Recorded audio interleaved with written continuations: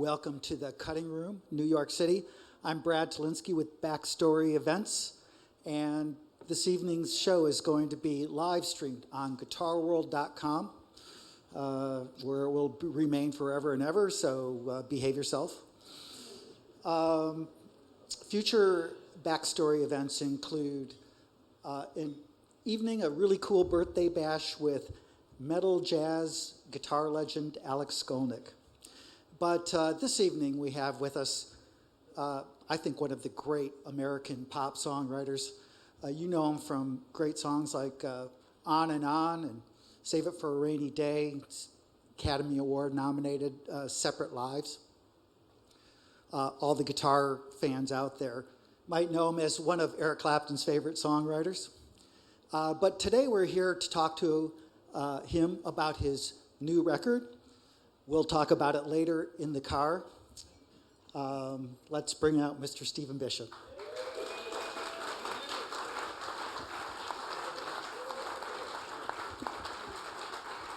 Glass of water. Hello. Just flew in, from England. Not really. Your arms aren't tired? No, they're fine. So the genesis of this record was really intriguing to me. Could you tell us a bit about, where this record started? Well, I've done a lot of albums now, and usually I wait till I have the songs, and in this case, it was kind of different because I was going through all these different songs that I had written back in the olden days of On and Save It for a Rainy Day, and my early album like Careless, and all the songs that I almost put on that, and then I started just working it and just rewriting some, and I decided to re-record a lot of these songs. So like One in a Million Girl is totally a re-recorded thing, and a lot of the songs are, and then some new songs, and I very rarely cover other people's songs, but in this case I did with I recorded Jimmy Webb's song that he wrote when he was 12, his first song called Someone Else, and I worked on that, and that was on the album. And also, a friend of mine, Billy London, wrote this song that was about dreams, and I had one dream. Some people have these dreams where they just, they fly all the time. He says, oh yeah, I flew last night, no big deal. But for me, I had this one dream where I was kind of in a depression, and then I came out of it, and I flew, and it was like, wow. And so I wanted to do a song about that, and I have that's second, called In Dreams I Fly. And then I did an old Peggy Lee song, which I love, which you just heard, hopefully. And then, I just decided to work on my album, a new album. So what was it like listening to your younger self? Were you okay? My younger self? Yeah, the early demos for the record. Oh, yeah, it's all one. It's all one. It's all me, I've been writing songs since I was about 14. Yeah. So some terrible songs, to be honest, like songs like There's a Hair in Your Enchilada and Beer Can on the Beach, and She Took All My Kumquats, and these are real songs with a bridge and the whole thing, terrible songs. Will There Ever Be a Sunday in Nebraska? That was a big one. And just, weird things like that. They sound pretty good to me. Do they really? Oh, no. I would like to hear all those songs. Oh, really? Oh, you don't want to hear them, believe me. I had one song called Dump the Spittoon Over Aunt Nattie's Head. I was like, what? How could I write that? And there was this whole song about Aunt Nattie, whoever that was. So I just was really into these kind of crazy. And then when I got a publishing deal, there was the main guy at the publishing company was this old guy named Sidney Goldstein. And he was like, I was like 18 and, really proud of, songs like There's a Hair in Your Enchilada.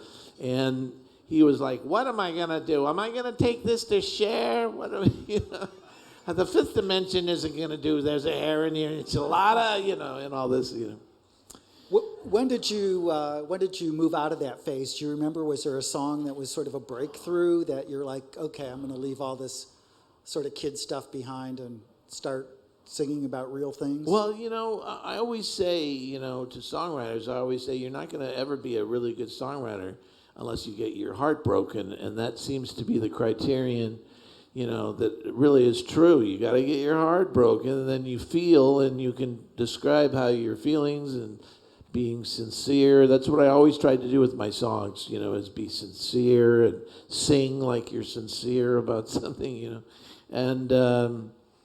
Yeah, I think that's the end of the sentence. You said like you're sincere. Like you're sincere. Not that you are sincere. The title of the album is really interesting, too. We'll talk about it later in the car. Yeah. Where did that come from? Well, we'll talk about it later in the car. That actually came from, I've been saying that line in concert for years and years, because it's a great line to end a sentence, Like, I was climbing this rhino in Kenya, and anyway, we'll talk about it later in the car, So it came from, actually, of all things, it came from Carrie Fisher.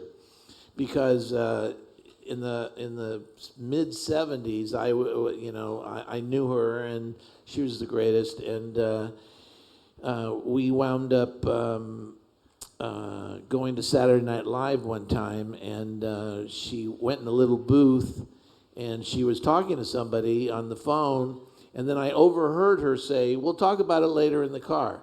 And so I thought, oh, she's talking about me. I did something weird. There's nothing, I don't know what.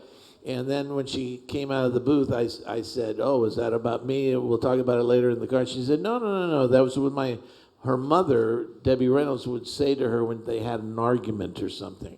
We'll talk about it later in the car. So I've been just using that line. And I thought, well, this is a good opportunity to, and people really like this title. I don't even understand why they like it, but it is what it is. From all reports, she was a supremely sort of entertaining human being. Do you have any good Carrie Fisher stories to share with us? I just remember that she could sing, she could do impressions like you wouldn't believe. I mean, she did it, she could sing like Judy Garland. It sounded like Judy Garland. I mean, she was one of the most talented people I've ever met. Yeah. Was she frustrated with the Princess Leia thing? Well, we weren't that heavy. I didn't get into Star Wars and stuff, You have to ask. Yeah. No, I mean, I didn't go there. No, not really. Mm-hmm. Of course, it's a while ago, so I don't even remember. Well, there are some fantastic songs on this album. I recommend everybody go out and get it right away. And one of my favorites is the first single off of it, Like Mother, Like Daughter. Terrific song. Can you tell us about sort of the genesis of that? Well, I wrote it with this great writer, Robin Lerner. She co-wrote This Kiss by Faith Hill, and she's done a lot of stuff. She and I just hunkered down and just worked on it like you got to do when you write a song. You don't just casually write it. You have to really concentrate and put some effort in it. And so it was a different thing because I'm very proud of the song because so many songs on the radio are about love, and all the beautiful things about love. And this is a different thing about love. It's about family love and all the different problems that happen in a family. And you know, how many songs on the radio are about family? You haven't probably heard it since Sly and the Family Stone. Yeah. Does that make sense? It's a family affair. Remember that song? We Are Family. There's Yeah. a few of those out there. Yeah, But it has a country vibe to it. it does. It does. And is that something that you're into? Do you like contemporary country music, or is this just betraying some folk roots? Or To be honest, I don't really like contemporary country music. I like, for example, I like old, like country and western. Like I got spurs that jingle, jingle, jingle, and Eddie Arnold, cattle call and stuff like that. Woo, weird songs like that. But I like, more like country and western. yeah, Hank Williams. He's Hank good. Williams is Yeah. great. Yeah. Another song that I really loved off the record is towards the end of it, actually, French Postcards. Oh, And the opening line is awesome. They never pick the Miss America you think should win. right. And then somehow we get to Paris after that. But They never pick the Miss America you think should win. And here in Paris, then all of a sudden I hear in Paris, I'm like the whole Paris thing. I'd never even been to Paris when I wrote that song, or France, and then I talk about all these French references. yeah, but where did that line come from, and how did you think of making that shift from being such an American-centric thing to being in Paris? Well, I wasn't doing anything else, so I thought I would. I mean, that first line, they never picked the Miss America you think should win. That was just, I just wrote it. No, I thought of it. I thunked of it. Yeah, but they never do pick the ones that. They never do. You always go, you should have picked the other one, that girl next to her. When is the crucial time to pick the Miss America you think should win? Like, what process does that come for you in the Miss America pageant? Well, Is I it don't like usually watch it, so I don't know. I can't really give you a whole thing on Miss America. Like, do you wait until they answer the questions, or is it like an immediate, attraction thing? Well, I just remember my mother used to sit there and watch the Miss America pageant, and I swear to God, she just, when they picked the girl and she was, Miss America, and she'd walk down the thing with the roses in there, and that guy Bert Parks was it Bert Parks? It was, there she is, Miss America. My mom would just cry like a river. And I just go, what? How corny. What are you doing? And then later on in life, I'd be seeing some movie that was just animated or something, and then I'd be, carrying on her great tradition. So in that song, you're checking out French girls. Right. But you're thinking about some girl in America. Doesn't seem like you've got a shot at either one of those. Yeah. Is that also the essence of songwriting? Is unrequited love? And hope, I think, And unrequited love is big. Yeah, it's a good theme. It's really a good theme. I noticed. Or requited love, whatever that is. There is sort of I noticed a bit of a vague theme on the record of, there's sort of a restless nostalgia, like you're trying to move forward, but you're thinking about the past. And even in the songs themselves, you're picking things from the past, you're moving forward. I mean, it all sort of comes together for me on that song, Almost Home, which is like trying to reach your destination, but never maybe getting there. Yeah. That's actually Almost Home. The first song on the album is the theme to Benji, this new Benji, new and improved Benji, and it's on Netflix. It was this whole thing. We were hoping it would be we'd get nominated or something for it, but Netflix wouldn't get behind it too much. So. But it's on there still, and the song was just about Benji getting home, but it really the lyrics are for anything like people, soldiers coming home from the war, or just wanting to get home. Well, you've written several great theme songs for movies. Separate Lives was nominated for Academy Award, and several others. And I was sort of wondering about that songwriting process. Is that, I mean, do you watch the film? Do you think about it in that way, or do you say, "Oh, I've got a song that fits that feeling of that movie"? I mean, No, how do you usually go you about write doing to that? the movie. You either get a script or I mean, I've done a lot of different films, and like with Animal House, they gave me a script, and then I just incorporated all the characters' names in the song. Babs and Mandy having pillow fight, and all that stuff for Animal House. The movie was set in 1962, so it just, Frankie Valli and the Four Seasons were huge in '62, so I thought that would be the way to go. So I did that high thing, which you don't want to get stuck with that. You know what I think the funniest bit about that song is when it goes, "Do the Bluto, do the blue," and Do the Bluto, do the Bluto. and then Belushi was Bluto. yes, and then you do it again, like this thing that's sort of dumb, and then it repeats. It cracks me up every Right, time. right. Oh, good. Well, yeah, that's one of the How ones long we did do. it take you to write that song? Actually, like an afternoon, to be Yeah. honest. Usually songs take forever for me.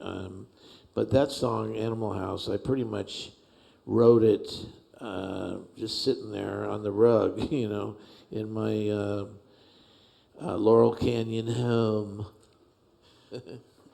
On the recording, it sounded like the recording was fun. Like, where did you get all the background hoots and hollers? Well, for I that? did some of those background. There's all sorts of stuff. If you hear the recording of Animal House, there's at the very end. There's just all sorts of weird things that I'm like singing. Do the Bluto, do it right now, and do the Chris Montez imitation for me now. I was doing Chris Montez. Let's dance or whatever the song he used to do. Lightning Strikes. Yeah, no, that's the other guy. That's I'm Lou sorry, it Christie. is another guy with a high voice. Yeah, that's okay. Is there any like backward masking that we should know about, like satanic messages or anything in the No, background? no. Being a Beatles fan, I thought maybe you worked No. something like that. No, there's just they put in clips of the movie, from various characters in the film at the very end. I can't remember it now because I have no brain, but something like that. Welcome to the club. You did mention earlier that on this record you recorded a Jimmy Webb song, Yeah. and it is a lovely song. What inspired you to pick that particular tune? Well, to be honest, it's like, Art Garfunkel recorded it years and years ago. He did a different kind of a version, and I like his version, but mine is kind of more sad and lonely. And, I had something happen to me when I was in high school. I had a high school romance with this girl named Claudia Higgins.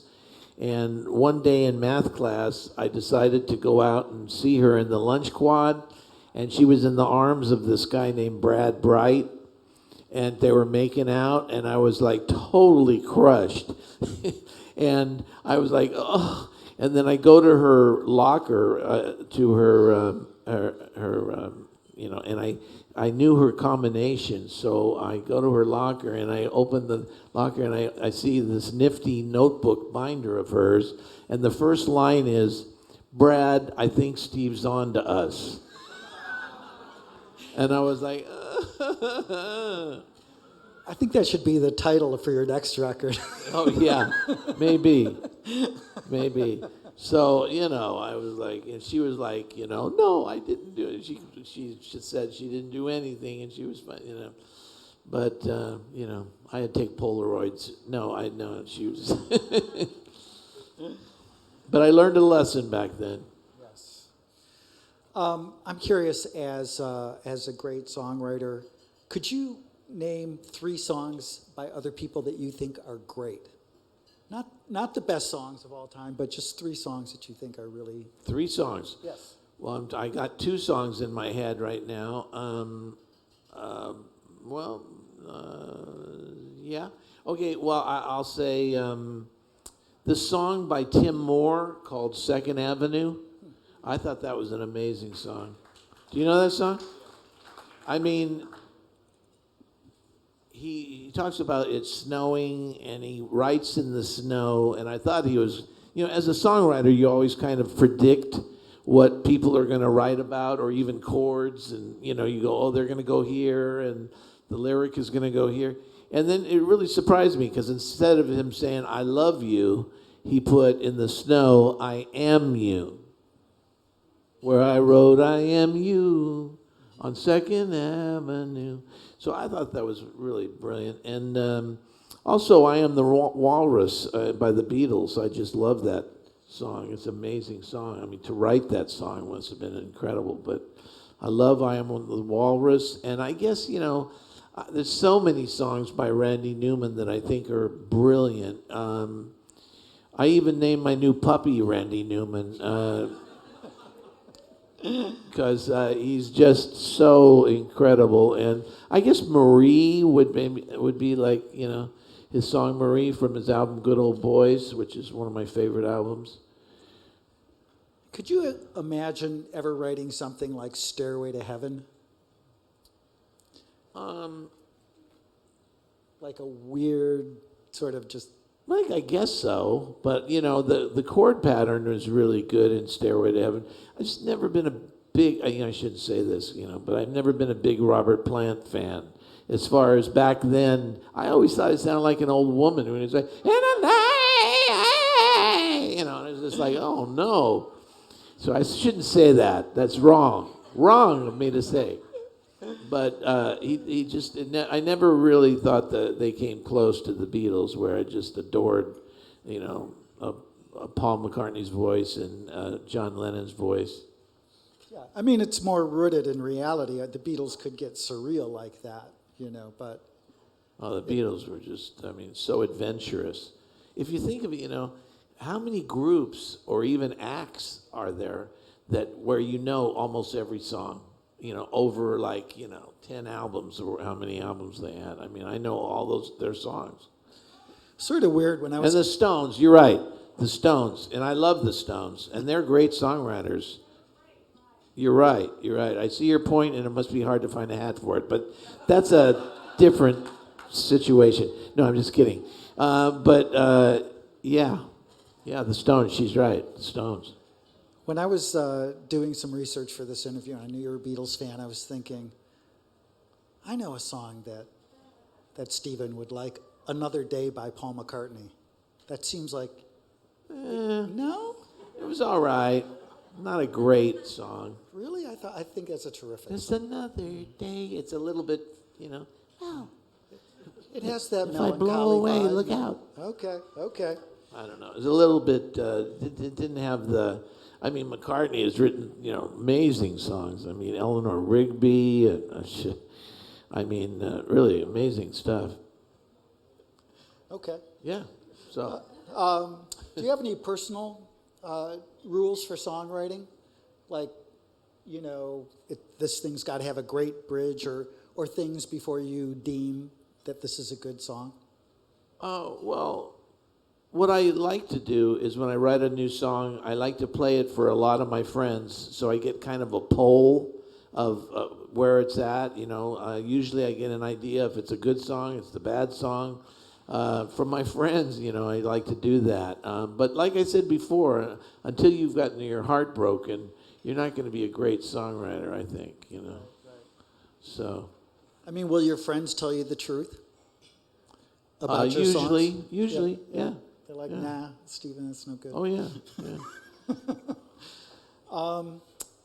To take a little trip back to the 70s for selfish reasons. I think, like a lot of the music that came out of West Coast, Los Angeles, got criticized for being too slick. But I thought some of these records are the most beautiful records ever recorded. What era are you talking about? I'm talking about sort of the mid-'70s. Oh. You know, they call it yacht rock or whatever they want to call it. And Careless definitely is one of those really, really beautiful sounding albums. That's nice. Thank you.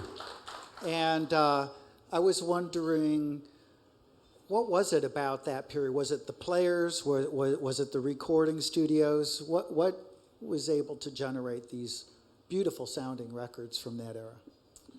Well, I mean, I just had all these, same kind of deal in a way as this new album, in that I just collect my own songs until it's time to make an album, and then I did that back then.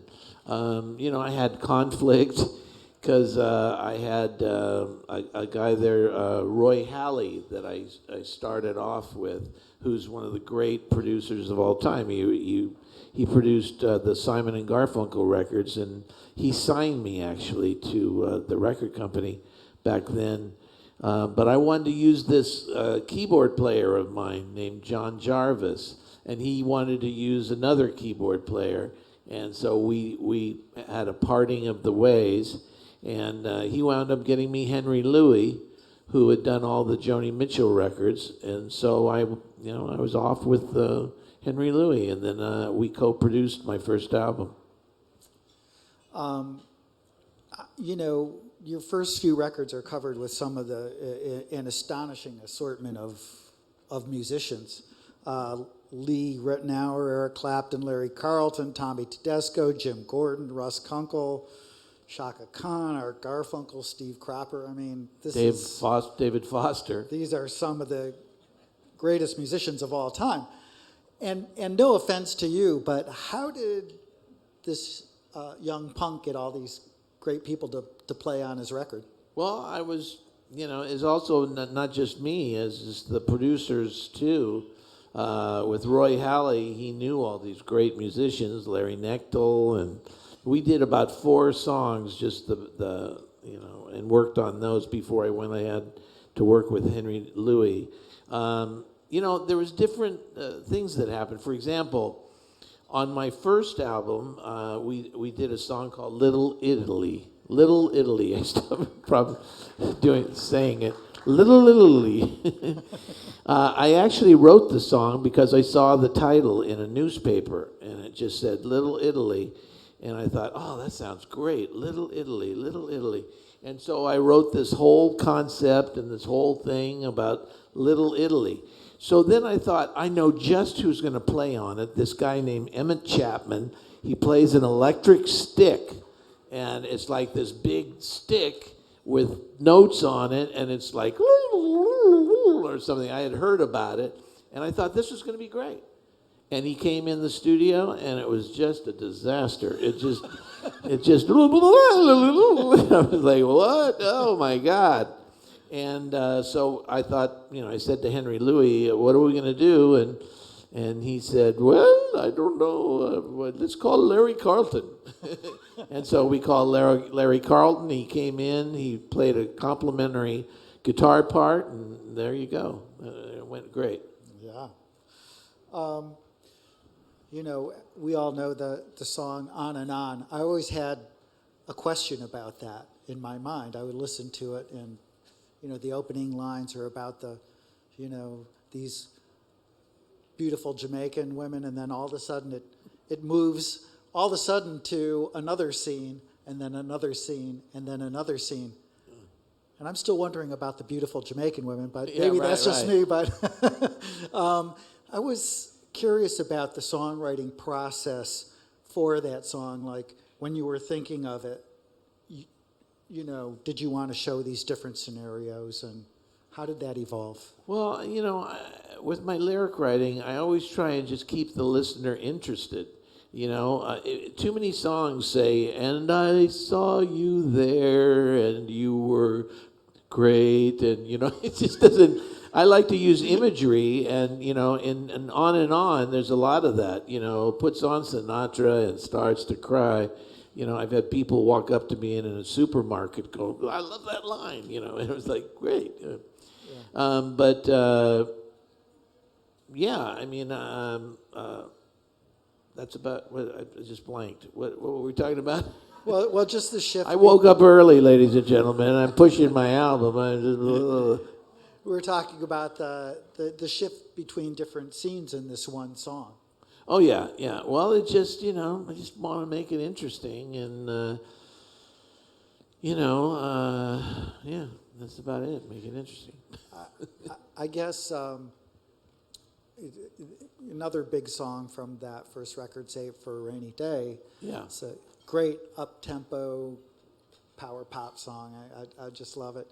But the thing that made me curious is, so you get Eric Clapton to play on it, and Eric at that time, I mean, he still is one of the greatest players, but then he was an absolute god that was walking the earth, and you give him only like 4 bars, and then you sweep him off. I mean, he says the same thing. He says, "I don't get it."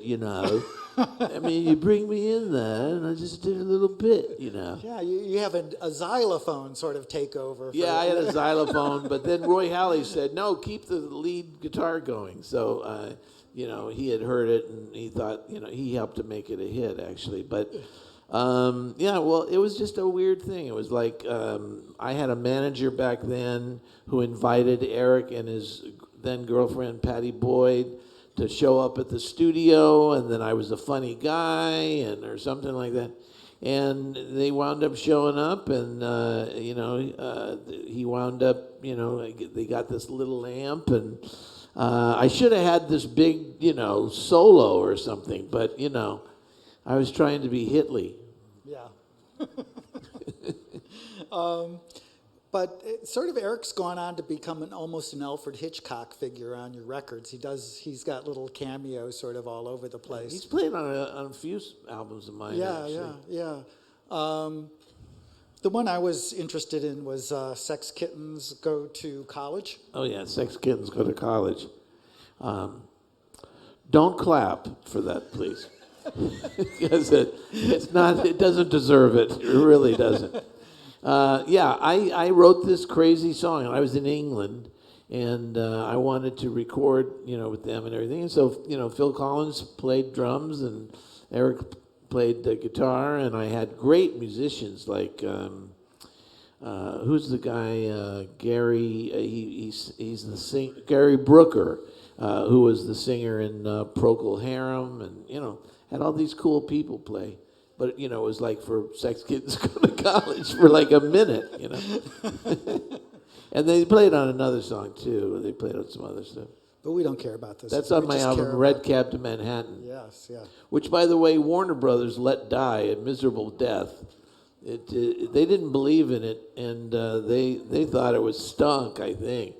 And now it's considered this cult, album, and I have these people who tell me it's their favorite album of mine. So go figure. How do you feel about it? Bitter. No, how do you feel about Bitter the album? party of one. We have your table. Bitter party of one. How do I feel about it? Well, it's many years ago now, but that's showbiz. Yeah. Well, one other thing that I came across that was quite unusual too is you did a version of Monster Mash with Linda Ronstadt. Oh. I was a little And curious Andrew about Gold. that. And Andrew Gold, the great Andrew Gold. Yeah, the yes. great Andrew Gold. Yeah. We miss him big time. I loved him. We were great friends.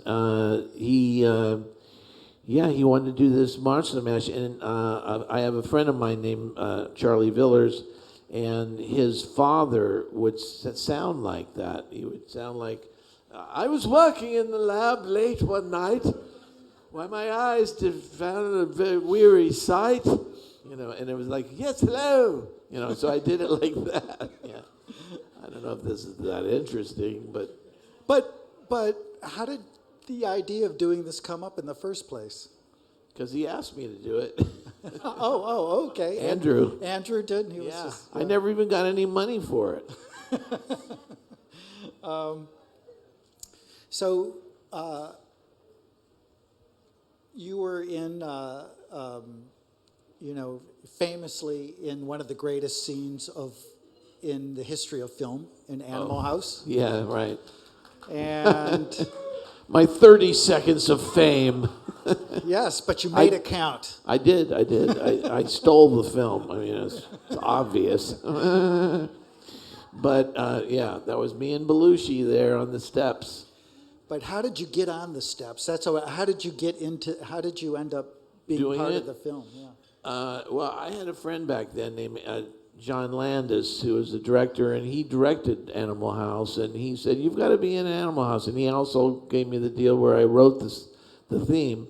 And, I didn't know what I was going to do, but I wound up, we wound up working out that scene because it wasn't in the script. So I came up with the song, I gave my love a cherry that had no stone. I gave my love a chicken. Didn't you ever give your love a chicken? And so, I sang that song, and then he comes down and smashes it. He almost missed me. I mean, he was like this far away from my head. No stunt double for that. Nope. No.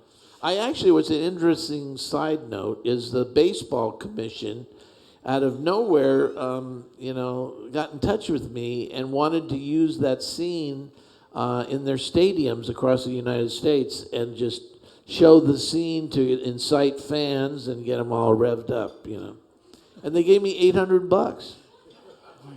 They allowed you to elicit hatred from the fans. That's right. So, all over, yeah. And that era of Los Angeles, of West Coast, when you were coming up, it seemed so glamorous and wild, and people were skiing down mountains of cocaine, if you believe the reports, things like that. Do you remember anything in particular from that sort of sums up that, like, 70s era, that mid to 70s era, what it was like to live out there and be playing music and being involved in all the things that you were involved in over there? It is a different vibe than it is now, that's for sure. I mean, you talk about cocaine, it was like flowing like Splenda. It was like all over the place, know. I had a brief flirtation and then usually got sick. So I decided that this wasn't, something I wanted to further on. And it's really kind of what no one ever talked about was it was always cut with something, and they would cut it with all sorts of things like LSD and speed and meth, and it's just awful. I get worried now just about eating Cheerios with Roundup in it.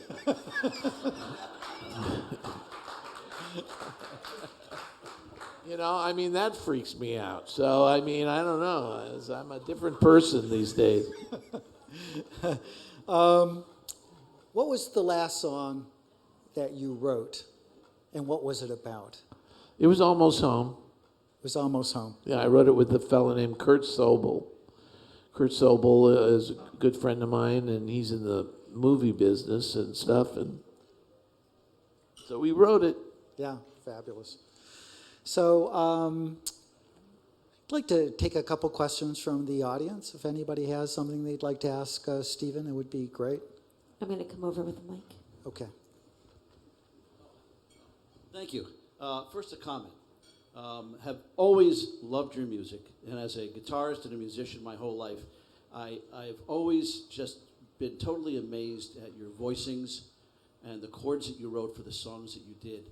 They're absolutely beautiful. Oh, thank you. And they're beyond folk type music or pop. They're very, very sophisticated. So I've always appreciated that. But I was always interested in, I think it's on your Bish album. So I've been learning some of your pieces recently, and the one where you start with, I Only Had a Brain. Right. No, that's the beginning of the album. It's the beginning of the album, yes. And then later on Bish's Hideaway, you dedicate the song to Yip Harburg, who is one of my favorite lyricists. I was wondering what... It wasn't Bish's Hideaway. It was What Love Can Do, I think. What Love Can Do? Yeah. That's that weird one I wrote that's, there's a princess in the shadows Right. with a grapefruit for a face, Right. you know, all that So I weird was stuff. interested in the commentary about Yip Harburg and how you got there. Oh, that's interesting. Well, I mean, to tell you the truth, I met Yip Harburg, and Yip Harburg is this one of the great, great writers of all time. He wrote a little song called "Over the Rainbow" with Harold Arlen, and he wrote all the music and lyrics to Wizard of Oz. You know, I mean, he's just amazing. And so I was very fortunate to hang with him and talk with him towards the end of his career then. And it was a thrill, to be honest. And I never forget what he said to me. He said, "You're not ever going to be a good songwriter unless you go to college." And I was like, what? And I'd only been to, like, you know, junior college or something, you know, for 3 months. So I was like, oh no, I guess, and that's it for me. Yeah, so much for that. Okay, we've got another one in the back over here. Okay. Hi, Stephen. Over here. Can you talk a little bit about how you broke into the scene? Because there's so many interesting stories about that. You know, people like just found themselves one day like swept up in something, and I was just curious how that happened with you, or if it was very different from that. You mean the start of my career? Yeah, exactly. Like in your early 20s or late teens. Whatever. Well, I started very young. I started like 13. I was playing guitar. My brother got me a electric guitar, and he hooked it up to his record player and turned it into an amp. And my stepfather hated it, you know. But I was playing around with guitar. I taught myself, really. I did get at one point in my career, like, you know, I got the Mickey Baker jazz chord book. And I thought, wow, you know, this is great. And then I was like getting all these chords, and it really influenced me in my writing, because there's a lot, you know, I always want to make, you know, a song unusual and different chords and not your typical stuff, you know. So,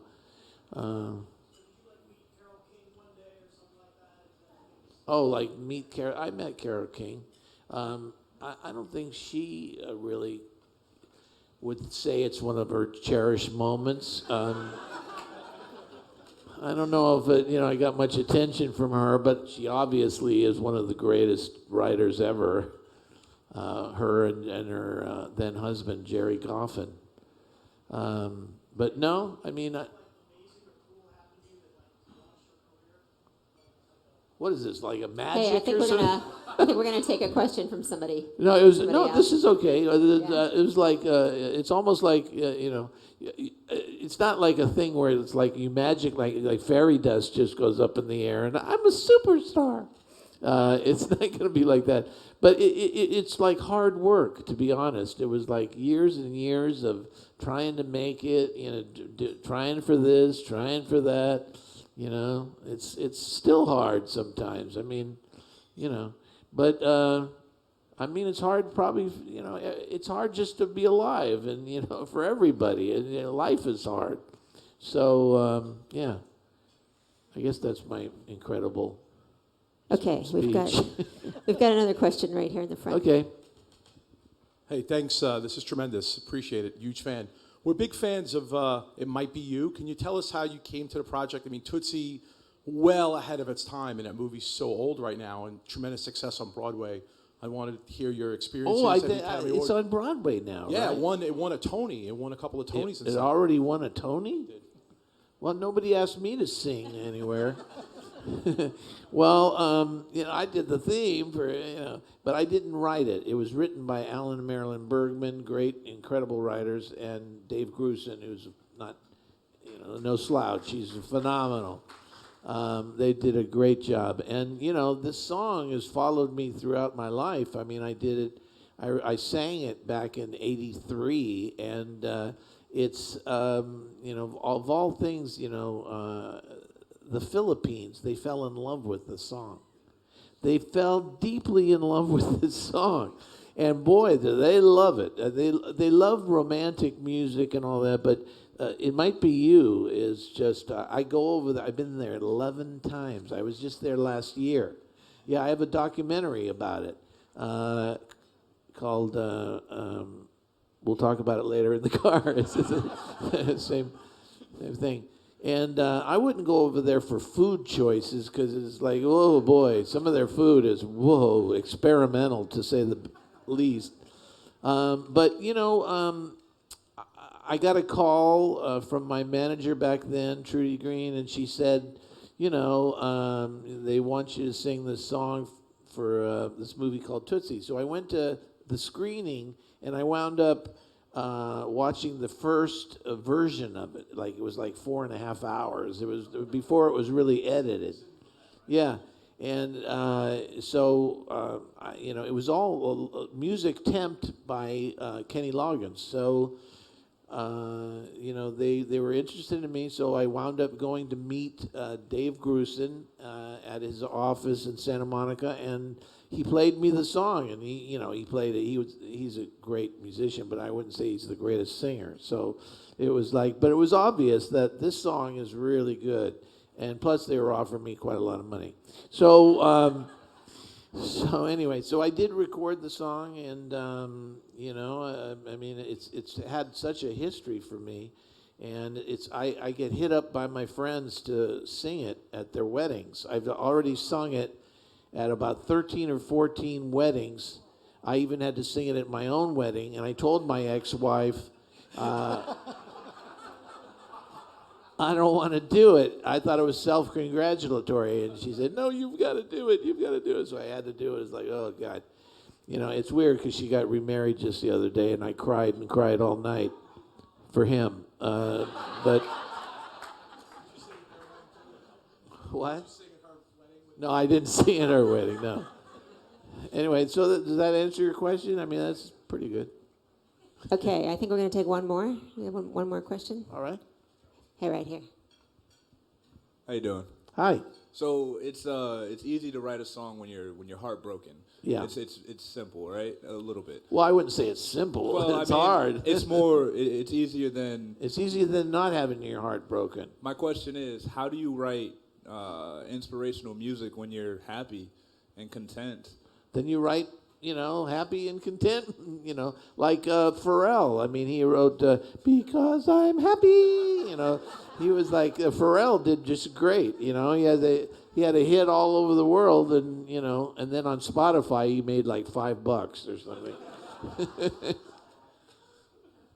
Okay, is that it? I think that's it. I'd like to thank Stephen for chatting with us. He's going to come back and, I'm going to sing play a couple of songs. in a minute. I'm going to sing a couple of songs from the album. And thank you. And once again, the record, we'll talk about it in the car. Yep. Fantastic. And I'll leave it to Stephen. Oh, okay. So I need but they're going to set up the mic. Yes. Well, we're going to leave the stage and come back in a couple minutes. All right, thank you.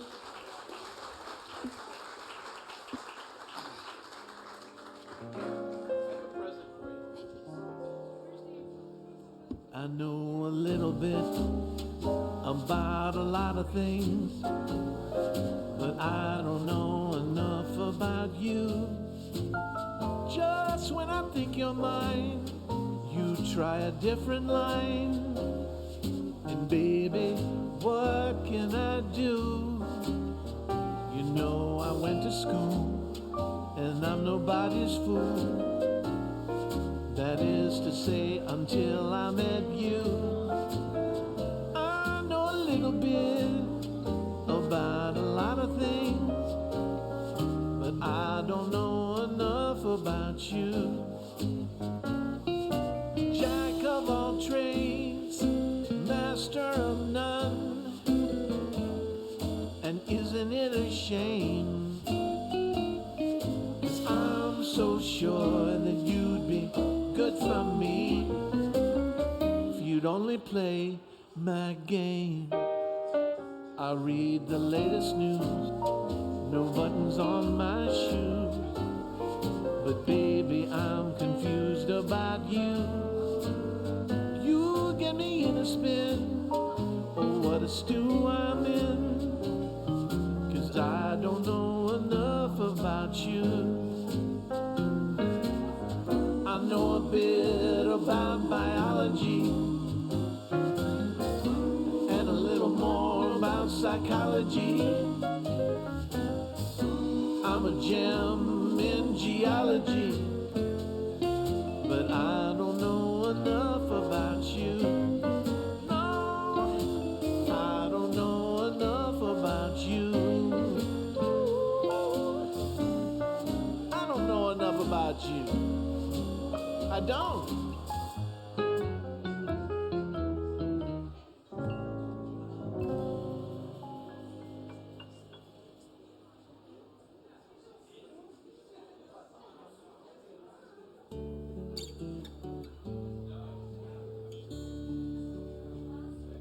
Nora June, the wind is blowing through the pines. It sounds just like an angel's cry, so sweet and clear, but it means nothing when I'm not near. Nora June, I saw you out tonight with someone who'll never treat you right, and you look so sad, made me feel so bad. Nora June, but why should I care? Sometimes it's more than a heart can bear. Still I know I can't let go.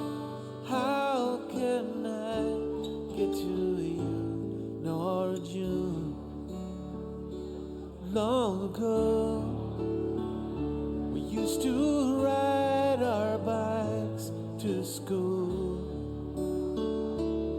and in the summer we'd hang out by the swimming pool in the southern sun. Nora June, even then behind the freckles on your face, I could always see your beauty and your grace. That silly girl grew up to be Nora June. Those days, they couldn't last. From a broken home, you grew up too fast. Your father's words of guilt and shame always leaving you to blame, Nora June. You said we'd be friends for life, but I can't change what I feel inside. All I have left is my foolish pride. Nora June, I want you to be mine, and I promise you, you'll never find a better man than me. Darling, can't you see? Nora June.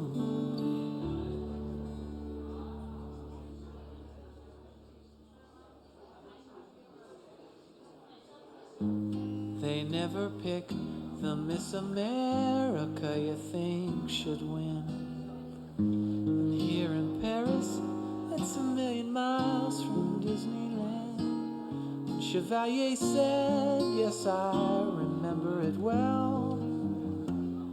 Do you think he left out something that he wouldn't tell?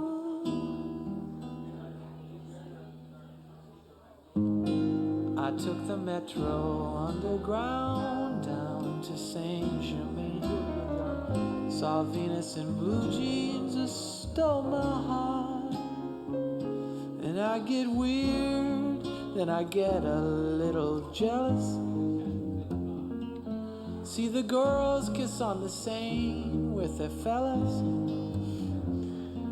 And I just want someone to hold me and never let me go. French postcards lying in a hallway. Lacy lady smile, voulez-vous? French postcards, when can I send one to you?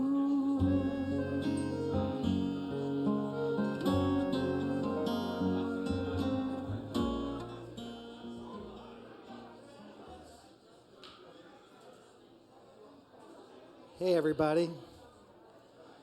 So without any further delay, we have Mr. Stephen Bishop up to play some great songs for us from his record.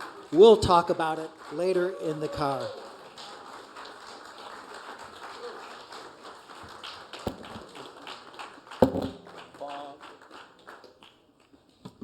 Thank you. Let's see. Have any? Oh, thanks. Okay.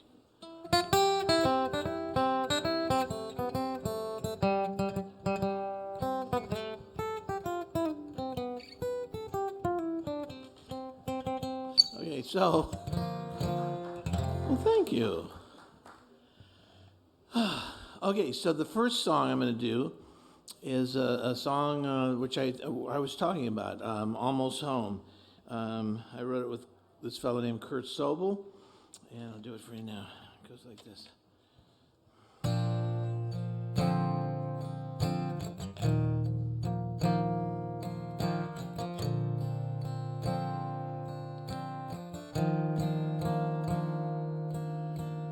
If your heart believes in dreaming, there's no other place I know.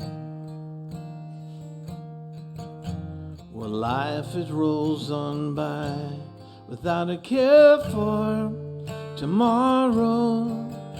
Yeah, that was the life for me. That was the life for me. How long must I travel on this journey? Guess I'll count 1,000,000 stars along the way. And every time I start to worry, something whispers in my ear, says the words I long to hear. Almost home, almost home. Might be lost and afraid, but I'm just a dream away. I'm almost home, almost home. Might be cold and alone, but I'm almost home. Just one more mile and I'll be home free. Just one more date is all my heart needs. I'm gonna get there. Yeah, I'm gonna get there someday. Almost home on my own. Might be lost and afraid, but I'm gonna get there someday. I'm almost home, almost home. Might be cold and alone, but I'm almost home. Thank you.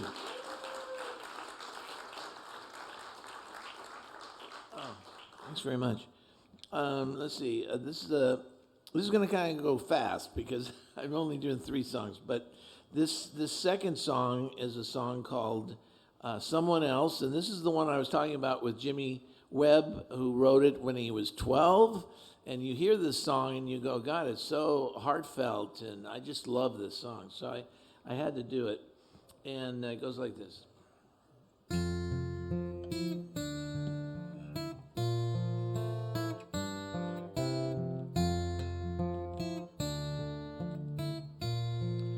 It's someone else.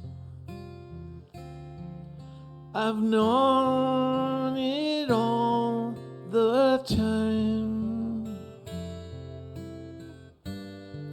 Known that you're not mine.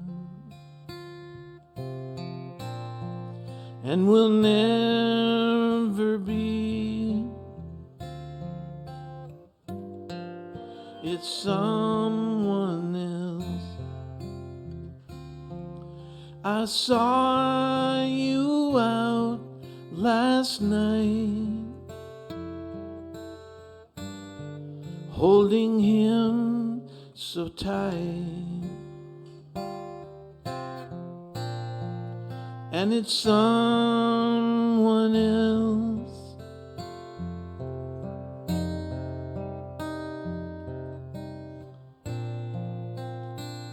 No, I really can't blame him for what's happening to me. Will happen to him, that's a certainty. And he'll learn there's always someone else, like I learned myself. Always someone else.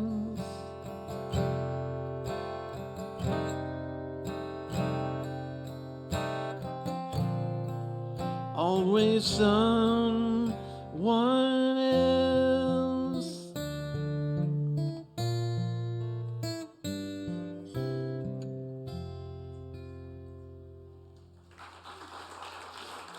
I love that song.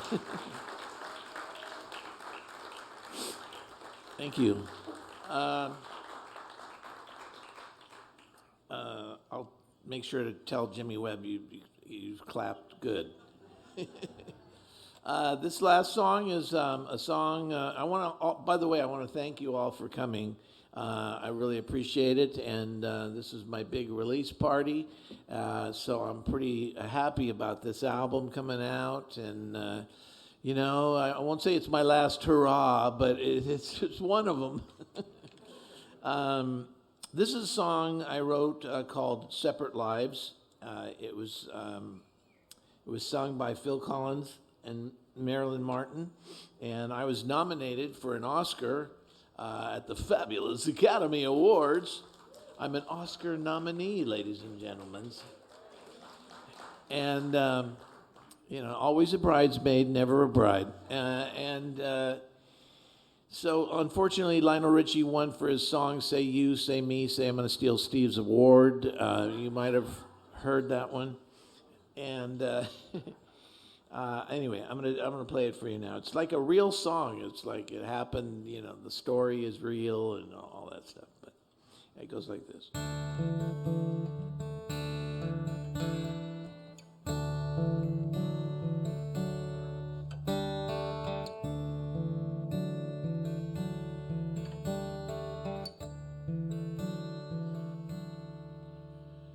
You called me from the room in your hotel,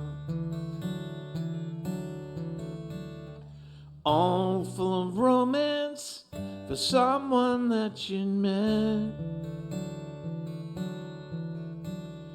telling me how sorry you were leaving so soon.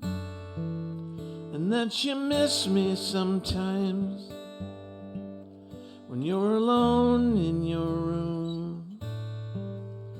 Do I feel lonely too?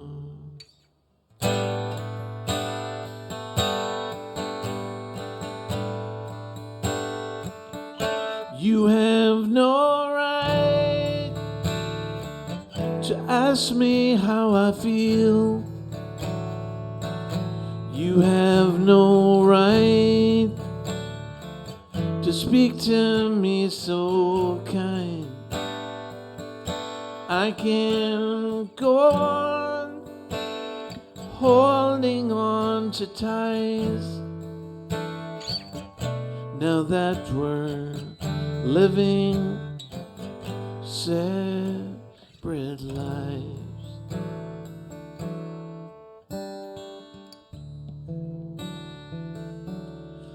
I held on to let you go, and if you lost your love for me, you never let it show. There was no way to compromise, so now we're living separate lives. Oh, it's so typical. Love leads to isolation. So you build that wall. So you build that wall, and you make it stronger. You have no right to ask me how I feel. You have no right to speak to me so kind. Someday I might find myself looking in your eyes, but for now we'll go on living separate lives. Yes, for now we'll go on living separate lives.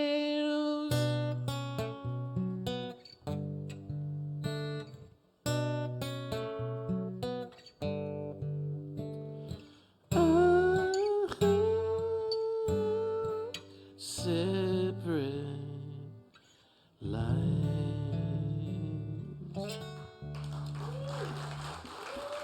Thanks so much. Come on, let's hear it. Stephen Bishop, the new record, we'll talk about it later in the car. Comes out August 30th.